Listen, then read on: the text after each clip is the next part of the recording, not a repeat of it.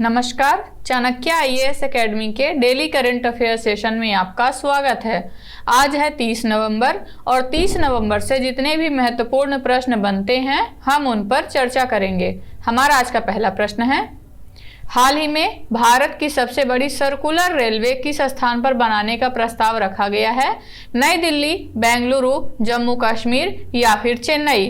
तो अभी हाल ही में बेंगलुरु में भारत की सबसे बड़ी सर्कुलर रेलवे बनाने का प्रस्ताव पारित किया गया है। भारत का आईटी केंद्र बेंगलुरु ने 287 किलोमीटर लंबे सर्कुलर रेलवे की स्थापना की योजना बनाई है, जिसका लक्ष्य संभावित रूप से चेन्नई के 235.5 किलोमीटर लंबे सर्कुलर रेलवे को पछाड़कर देश का सबसे बड़ा उपनगरीय नेटवर्क बनाना है।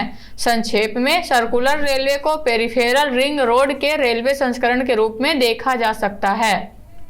हमारा आज अगला प्रश्न देखेंगे, हाल ही में किस राज्य सरकार ने ग्राम पंचायत बैंकिंग के लिए एएमए बैंक लॉन्च किया है? झारखंड, ओडिशा, राजस्थान या फिर पंजाब? तो अभी हाल ही में ओडिशा राज्य सरकार ने एएम बैंक लॉन्च किया है। ओडिशा के मुख्यमंत्री नवीन पटनायक ने एएम बैंक योजना शुरू की है, जो एक ऐतिहासिक पहल है, जिसका मुख्य उद्देश्य ओडिशा के सभी बैंक रहित ग्राम पंचायतों में सीएसपी प्लस बैंकिंग आउटलेट के माध्यम से बैंकिंग सेवाएं प्रदान करना है। एएम बैंक एक बिजनेस कॉरस्पेंडेंट और एक छोटी बैंक शाखा के बीच स्थित है, जिसे जमा, अग्रिम, प्रेषण, ऋण, आधार सक्षम भुगतान प्रणाली, स्वयं सहायता समूहों को क्रेडिट लिंकेज जैसी आवश्यक बैंकिंग सेवाएं प्रदान करने के लिए डिजाइन किया गया है। हमारा आज अगला प्रश्न देखेंगे, ASEAN India grassroots innovation forum का चौथा संस्करण कहां आयोजित किया गया? इंडोनेशिया, मलेशिया, भारत या फिर अमेरिका? तो अभी हाल ही में मलेशिया में ASEAN India grassroots innovation forum का चौथा संस्करण आयोजित किया गया। वार्षिक ASEAN India grassroots innovation forum का चौथा संस्करण 28 नवंबर 2023 को मलेशिया के लैंगकावी में हुआ, जिसमें विज्ञान प्रौद्योगिकी के क्षेत्र में भारत और 10 आसियान सदस्य राज्यों के सहयोगात्मक प्रयासों को प्रदर्शित किया गया। इनोवेशन 200 प्रतिनिधियों की भागीदारी के साथ इस वर्ष के AIGIF का उद्देश्य राष्ट्रों के बीच संबंधों को मजबूत करना और जमीनी स्तर पर सामाजिक नवाचारों को बढ़ावा देना है। हमारा अगला प्रश्न देखेंगे, हाल ही में किस रेलवे स्टेशन को IGBC की प्लेटिनम रेटिंग मिली है? जयपुर, विजयवाड़ा, इंदौर या फिर इनमें से कोई नहीं? तो अभी हाल ही में विजयवाड़ा रेलवे स्टेशन को IGBC की प्लेटिनम रेटिंग प्रदान की गई है।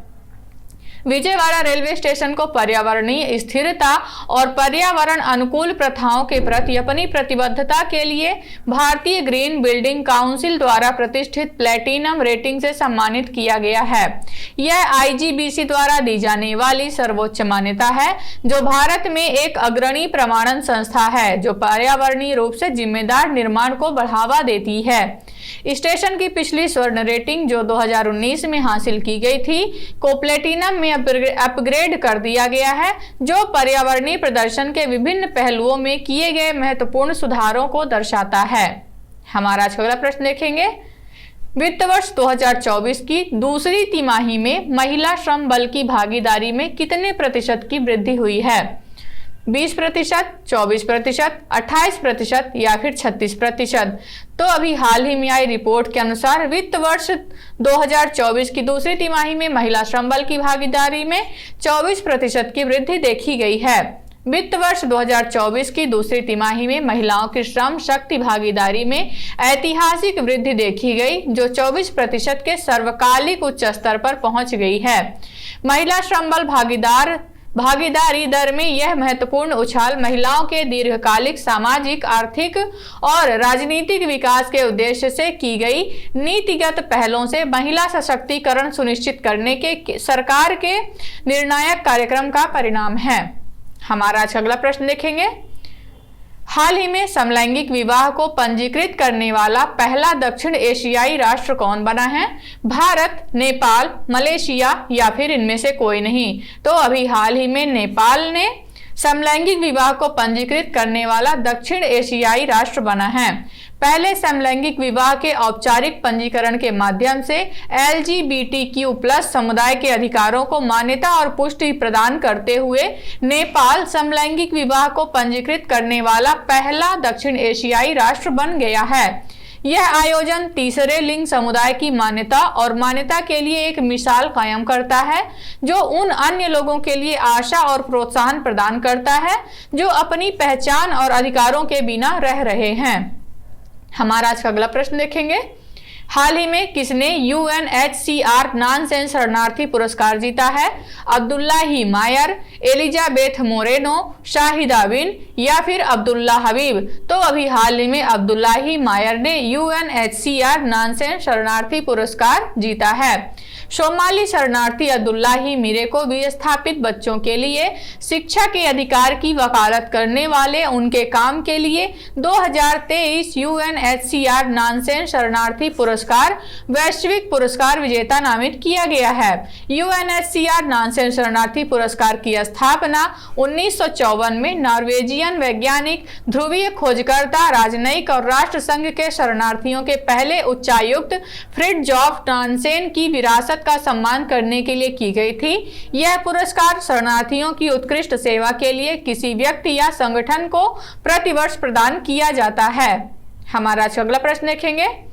हाल ही में दक्षिण पश्चिम गारो हिल्स में विकसित भारत संकल्प यात्रा किसके द्वारा आयोजित की गई है? जिला ग्रामीण विकास एजेंसी, जिला परिषद, ग्रामीण विकास विभाग या फिर इनमें से कोई नहीं? तो अभी हाल ही में जिला ग्रामीण विकास एजेंसी द्वारा दक्षिण पश्चिम गारो हिल्स में विकसित भारत संकल्प यात्रा का आयोजन किया गया है। MFCM अम्पाती में जिला ग्रामीण विकास एजेंसी द्वारा आयोजित दक्षिण पश्चिम गारो हिल्स में विकसित भारत संकल्प यात्रा की शुरुआत को एक प्रभावशाली रूप से लॉन्च किया गया है। राष्ट्रव्यापी पहल हमारा संकल्प विकसित भारत अभियान का एक महत्वपूर्ण घटक का उद्देश्य नागरिकों को केंद्र सरकार द्वारा शुरू की गई विभिन्न प्रमुख योजनाओं के बारे में सूचित करना और सशक्त बनाना है। हमारा अगला प्रश्न देखेंगे। हाल ही में प्रतिष्ठित धाहान पुरस्कार जीतने वाली पहली महिला कौन बनी है? दीप्ति बबूता, सुधा मूर्ति, ऋचा हेमलता या फिर इनमें से कोई नहीं? तो अभी हाल ही में दीप्ति बबूता, जो कि धायान पुरस्कार जीतने वाली पहली महिला बनी हैं। दीप्ति बबूता ने पंजाबी भाषा में कथा साहित्य के लिए सबसे बड़ा अंतर्राष्ट्रीय साहित्यिक पुरस्कार प्रतिष्ठित धाहान पुरस्कार जीतने वाली पहली महिला बनकर साहित्य के इतिहास में अपना नाम दर्ज कराया है। उनकी उत्कृष्ट उपलब्धि का श्रेय उनके सम्मोहक लघु कहानी संग्रह भूख इयोन सह लैंदी है, जिसका हिंदी अनुवाद है हंगर ब्रीथ्स लाइक दिस को दिया जाता है। हमारा अगला प्रश्न देखेंगे। किस राज्य वन विभाग ने प्रोजेक्ट लायन के हिस्से के रूप में वर्धा वन्यजीव अभयारण्य को शेरों का दूसरा घर बनाने का प्रस्ताव प्रस्तुत किया है? मध्य प्रदेश, छत्तीसगढ़, गुजरात या फिर इनमें से कोई नहीं? तो अभी हाल ही में गुजरात ने प्रोजेक्ट लायन के तहत वर्धा वन्यजीव अभयारण्य को शेरों का दूसरा घर बनाने का प्रस्ताव रखा है। वर्धा वन्यजीव अभयारण्य एशियाई शेरों का दूसरा घर बनने जा रहा है। गुजरात वन विभाग ने प्रोजेक्ट लायन के हिस्से के रूप में VWLS को शेरों का दूसरा घर बनाने का प्रस्ताव प्रस्तुत किया है। गिर राष्ट्रीय उद्यान और अभयारण्य के बाद वर्धा वन्यजीव अभयारण्य एशियाई शेरों का दूसरा घर बनने के लिए तैयार है। गुजरात वन विभाग ने प्रोजेक्ट लायन @ 2047 के हिस्से के रूप में VWLS को शेरों का दूसरा घर बनाने का प्रस्ताव प्रस्तुत किया है। तो ये रहे आज के हमारे कुछ महत्वपूर्ण प्रश्न। आशा करते हैं चाणक्य IAS एकेडमी द्वारा चलाया जा रहा करंट अफेयर सेशन आपको पसंद आ रहा होगा। हमारे ऐसे और भी कंटेंट से जुड़ने के लिए चैनल को सब्सक्राइब करें और बेल आइकन दबाना ना भूलें। धन्यवाद।